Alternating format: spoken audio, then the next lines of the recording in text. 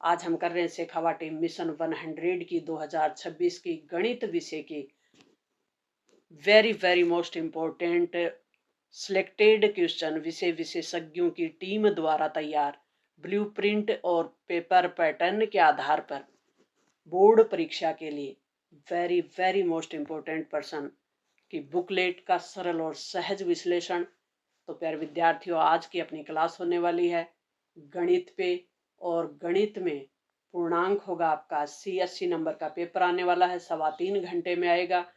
कहाँ से क्या आएगा, क्यों आएगा, कितना पढ़ें, कितना परसेंट लगेगा, ये सभी आपके डाउट और फैक्ट हैं वो क्लियर होने वाले हैं। अपने दोस्तों तक शेयर कर दें। अब आपको पढ़ना क्या है, कितना पढ़ना है और कहाँ से पढ़ना है, उसी पे हम बात करने वाले हैं। प्यारे विद्यार्थियों, इसमें आपके उद्देश्य अंक भार होते हैं। उद्देश्य होते क्या हैं? तो उद्देश्य तो प्यारे विद्यार्थियों, आपकी जो बुक है उसमें आपने परिभाषाएं पढ़ी, फैक्ट पढ़े, कॉन्सेप्ट पढ़े, उनको क्लियर किया, उनका नॉलेज आपने कितना लिया, यानी ज्ञान कितना लिया, उसका अंक भार 17 है। अवबोध उनको आपको कॉन्सेप्ट को आपने क्लियर कितना किया, उनको समझा कितना, वो अवबोध है। उनका प्रयोग आपने कितना किया, यानी किसी कॉन्सेप्ट को समझकर, किसी फॉर्मूले को समझकर आप उसका किस प्रकार से उपयोग कर पाते हो, वो ज्ञान उपयोग है। कौशल, उसका व्यवहारिक रूप से उपयोग कितना कर पाते हो। विश्लेषण, यानी उसका विश्लेषण कितना कर पाते हो। 80 मार्क्स का पेपर होगा, 100% अपना ये उद्देश्य कवर करेगा। प्रश्नों के प्रकार आपके पेपर में प्रश्न 6 प्रकार के होंगे। 18 प्रश्न बहुविकल्पीय होंगे, यानी अ वाले। हर प्रश्न का 1 नंबर मिलेगा। 18 नंबर लेने बहुत आसान है। रिक्त स्थान वाले प्रश्न हैं वो 6 होंगे, और ये 1 मार्क्स का होगा, ये 6 नंबर लेने बहुत आसान है। अति लघु उत्तरात्मक, इसमें बहुत छोटा उत्तर लिखना है, छोटा सा लिखना, 12 नंबर आराम से मिल जाएंगे। लघु उत्तरात्मक 2 नंबर का 1 प्रश्न होगा, 10 होंगे, और 20 नंबर लेने बहुत आसान है। दीर्घ उत्तरीय प्रश्न में 4 प्रश्न होंगे, हर प्रश्न 3 नंबर का होगा, 12 नंबर। फिर निबंधात्मक प्रश्न होंगे, 3 होंगे, और ये हर प्रश्न 4 नंबर का होगा। इस प्रकार से 12 नंबर यहाँ से आ जाएगा 80 में 80, क्योंकि गणित है वो स्कोरिंग सब्जेक्ट है।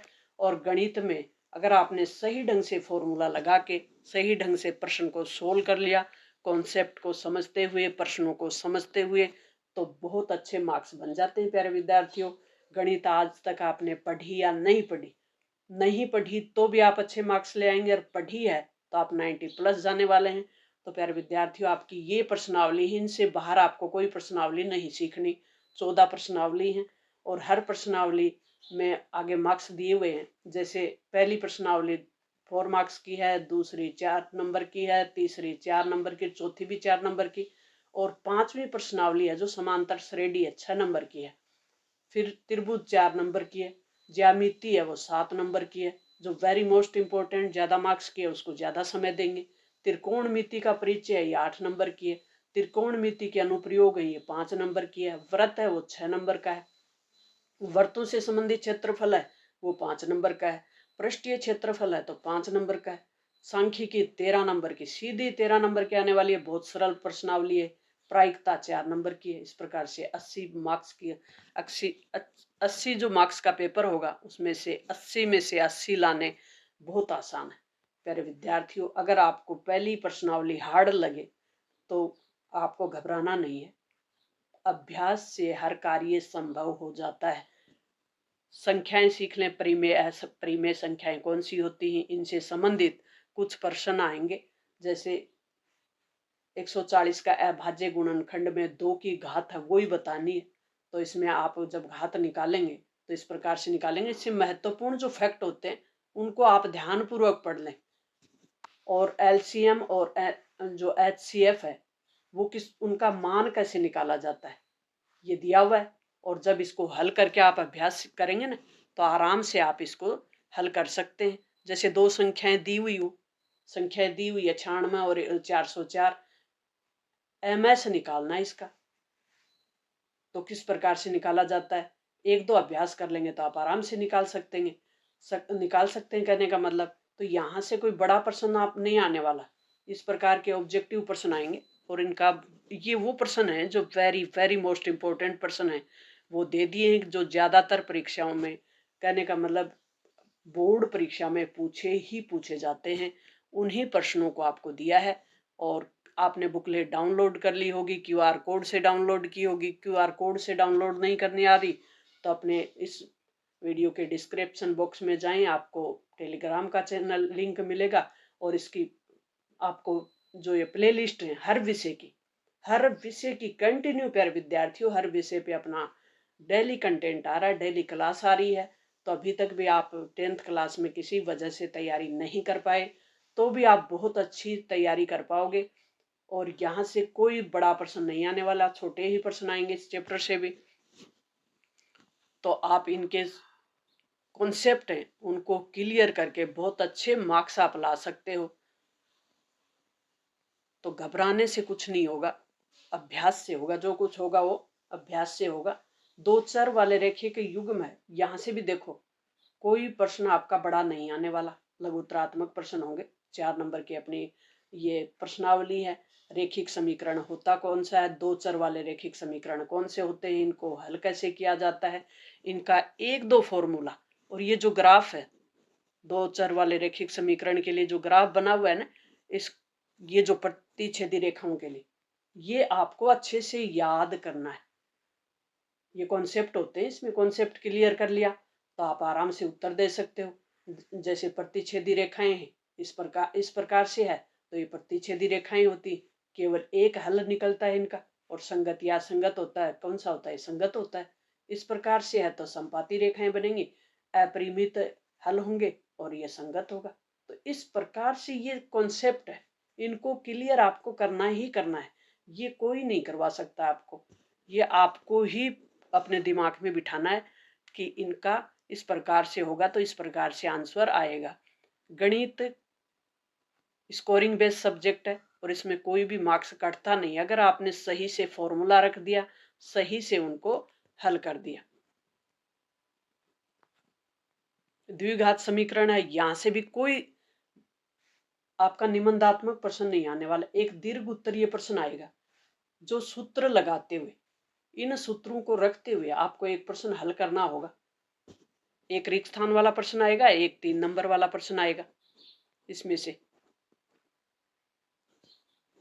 जैसे ये प्रश्न दे दिया, इसका आपको लगाना तो आपको ही है ना सूत्र, तो कि जब समकोण त्रिभुज हो तो उसकी दो अन्य भुजाएं हैं वो कैसे ज्ञात की जाती हैं। जैसे एक भुजा तो दे दी 13 सेंटीमीटर दे दी, तो इसकी 2 अन्य भुजाएं वो कैसे निकाली जाती, तो ये सूत्र से आराम से निकाल सकते हैं। नेक्स्ट है समांतर श्रेणी का, और यहाँ से भी कोई प्रश्न आपका देखो निबंधात्मक नहीं आने वाले, छोटे प्रश्न आएंगे सभी। तो इनको अच्छे से कॉन्सेप्ट को क्लियर कर लें। शुरू में आपके कॉन्सेप्ट ही दिए हुए हैं, सार्वंतर कैसे निकाला जाता है, तीसरा पद दूसरा पद कौन सा पद पूछा है उसके अनुसार कैसे निकाले जाते हैं, प्राकृत संख्याएं कौन सी होती, उनका योग कैसे निकाला जाता है, ये सूत्र रखते ही आप आराम से इनको निकाल सकते हो। त्रिभुज है, इससे भी कोई निबंधात्मक प्रश्न नहीं आने वाला। देखो सब छोटे प्रश्न आएंगे, कोई भी बड़ा प्रश्न नहीं आने वाला त्रिभुज से भी। और दो समरूप, जो दो बहुभुज है वो समरूप हो तो किस प्रकार का रिजल्ट होता है, तो उनका कोण है वो संगत होगा, भुजाएं भी समानुपाती होंगी। तो इस प्रकार से आपको क्लियर करना है। ये तो आप इनको पढ़ेंगे ना तो आराम से कर सकते हैं, कोई मुश्किल नहीं है प्यारे विद्यार्थियों। और गणित एक ऐसा सब्जेक्ट है, मैथ एक ऐसा सब्जेक्ट है जिसमें जितना आप अभ्यास करोगे ना उतना ही पाओगे। निर्देशांक ज्यामिति है और इसमें भी कोई बड़ा प्रश्न नहीं है, बस एक 3 नंबर वाला प्रश्न एक पूछा जाएगा, बाकी छोटे प्रश्न पूछे जाएंगे। और नंबर कितने, 7 की प्रश्नावली है, 7 ही नंबर की है और सरल भी है। इसमें कोटि कौन सी होती है, भुजा कौन सी होती है, किस प्रकार से इनका मान होता है, कैसे इनका मान रखा जाता है, और विद आंसर है, वेरी मोस्ट इंपॉर्टेंट है वो विद आंसर आपको दी हुई है। त्रिकोणमिति का परिचय, यहाँ से भी कोई निबंधात्मक प्रश्न नहीं पूछा जाएगा आपसे। जो ये टेबल आपने सीख ली तो इनके आंसर आप आसानी से दे सकते हो। जैसे साइन हो, साइन थीटा है 0 है या 30 डिग्री है, 45 डिग्री है, 60 डिग्री है, तो इसका मान किस प्रकार से होता है, कोस का, टेन का, कोट का, सेक का, कोट सेक का। तो ये सब आपको मान है इनके, ये आपको रखने हैं और फिर आंसर हल करना है। लाल बट्टा का जो अपना सूत्र होता है एक, वो आपने सीख लिया होगा, तो वो लगा लेंगे। त्रिकोणमिति के कुछ अनुप्रयोग हैं, यहाँ से भी कोई प्रश्न है, वो देखो आपका निबंधात्मक एक प्रश्न यहाँ से आएगा, एक प्रश्न आने वाला है यहाँ निबंधात्मक, तो इसको अच्छे से सीख लें। कोणों का मान किस प्रकार निकाला जाता है,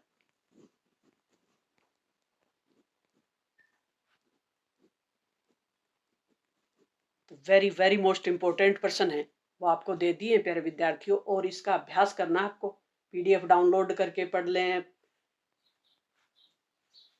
इसमें देखो निबंधात्मक प्रश्न कोई नहीं है, लघुत्तरात्मक प्रश्न आएगा, बस सब छोटे प्रश्न आएंगे इसमें, तो छोटे प्रश्न आसानी से आप इनको ऑब्जेक्टिव प्रश्न इन सबको याद कर लें और अपने कॉन्सेप्ट क्लियर कर लें।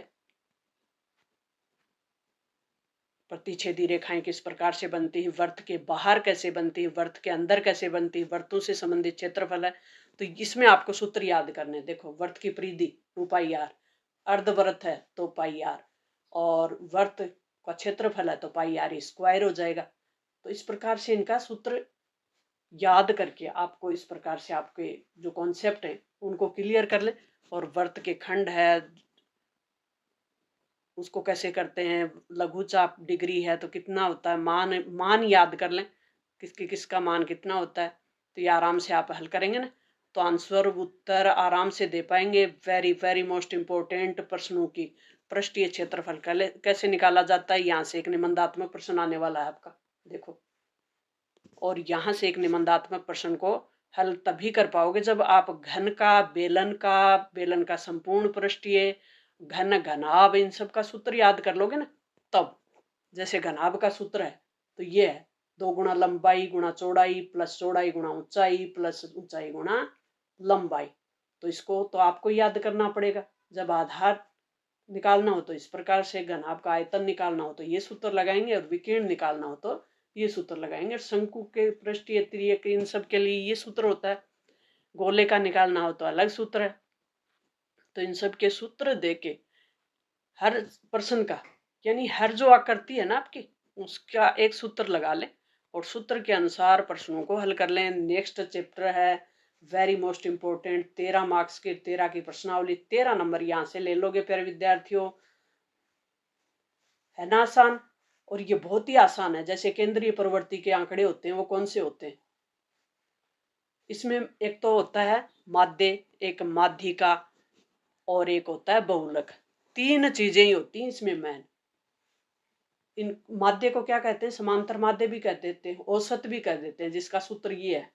माध्यक, माध्यिका को माध्यक भी कह देते हैं, और जिसका निशान ये है, और बहुलक का ये है।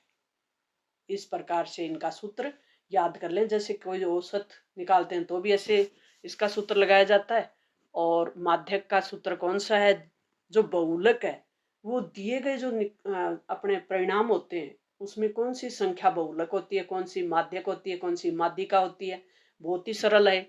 और इसका अभ्यास करके ये जो फॉर्मूले हैं ये याद कर लें। जैसे बहुलक निकालते हैं तो ये फॉर्मूला लगाते हैं, इसमें h का मान कौन सा होता है, f का कौन सा होता है, f1 f2 कौन सा होता है, और f जो बिल्कुल ठीक की बारंबारता होती है ना पूर्व की, वो बहुलक के बाद की। तो इस प्रकार से इनकी परास है वो कौन सी होती है, वर्ग अंतराल क्या होता है।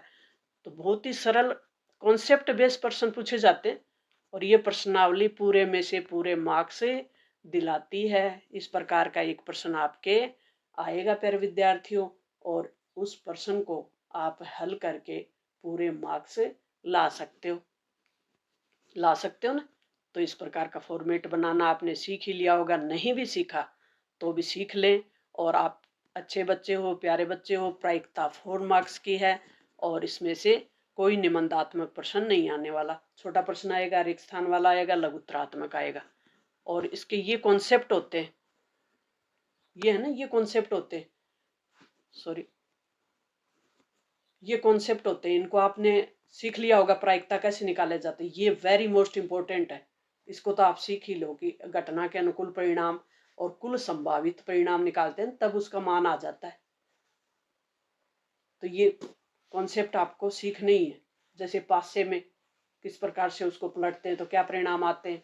तो ये आपको अच्छे से सीखने हैं और आपको अच्छे मार्क्स लाने हैं, है ना आसान। तो प्यारे विद्यार्थियों, अभ्यास करें। अभ्यास से हर कार्य संभव हो जाता है। लास्ट का अपना है मॉडल पेपर और लास्ट में हम मॉडल पेपर को हल करेंगे। नेक्स्ट क्लास अपनी मॉडल पेपर पे होगी। अपने दोस्तों तक शेयर नहीं किया हो तो शेयर कर दें ताकि वो भी अपनी तैयारी को मजबूत कर सके।